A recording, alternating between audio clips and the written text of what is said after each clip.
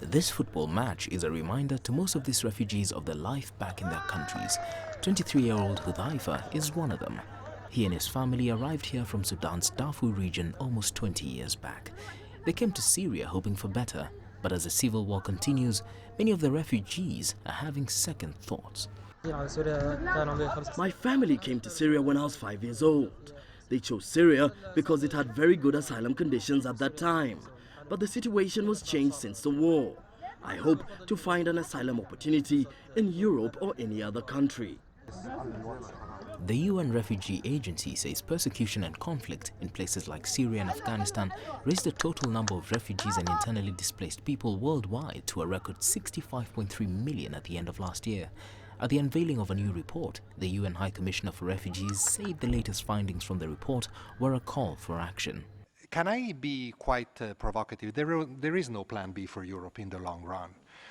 There is no plan B. Europe will continue to receive people seeking asylum. The numbers may vary.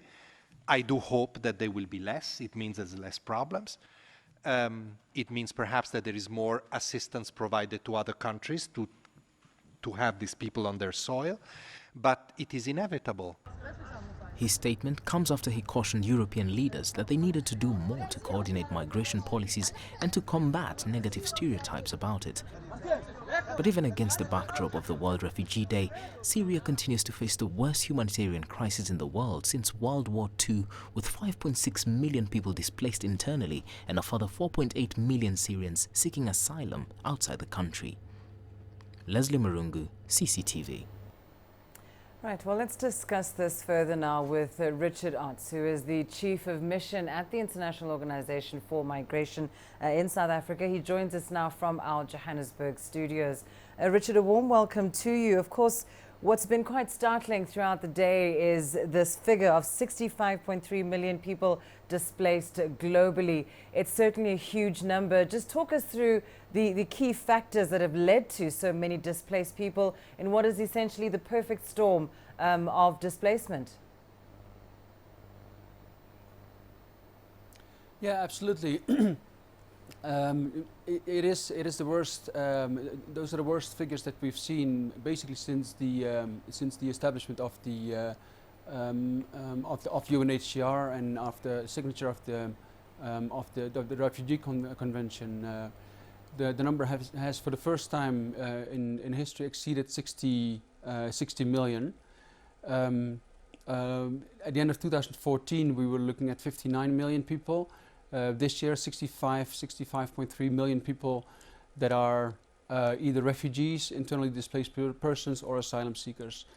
With the number of refugees being at about 21 million, which certainly is a huge number, but the number is even dwarfed by the number of internally displaced people. 41 million people around the world are internally displaced people, meaning that they have moved from their usual place of residence, but have not crossed international borders. And then there's a number of asylum seekers, so people that have applied for refugee status, but that status has not been granted yet, so they're still in the procedure. And that number currently stands at about 3 million people, which is also disconcertingly high. But indeed, the number of refugees, recognized refugees around the world, is currently at about 21 million. So where do these people come from? The large majority are from the countries that unfortunately we hear about on a regular basis in the news. It's Afghanistan, it's Syria. I think Syria has like 4.9 million people that are recognized refugees. Afghanistan, the number stands at 2.7 million people around the world. And then Somalia at 1.1 million people. And these three countries combined account for more than half of all the recognized refugees around the world. So it is an absolutely huge number. And it is a number that is likely to continue to rise. We don't see an end to that, to this trend yet. And what's quite worrying, Richard, of course, as you say, this number likely to rise. But on the other hand, resources, funding to assist refugees and displaced people hasn't risen. So now what has happened to your capacity, like organizations like the IOM or the UNHCR? What's happened to their capacity to deal with this rather huge number of people that need help? Yeah, absolutely. The resources are being stretched, and it is quite a challenge to continue to deal with these cases. But the main burden, if I can use that word, the main responsibility for housing these refugees and accommodating them lies with the host governments, and particularly in countries where the political discourse has deteriorated, where the political climate isn't as conducive to accommodating refugees as it used to be. It has proven to be quite challenging. And the options typically, the durable solutions that have been identified for refugees, is either repatriation, so for the refugees to go back to the country of origin, local integration, or resettlement.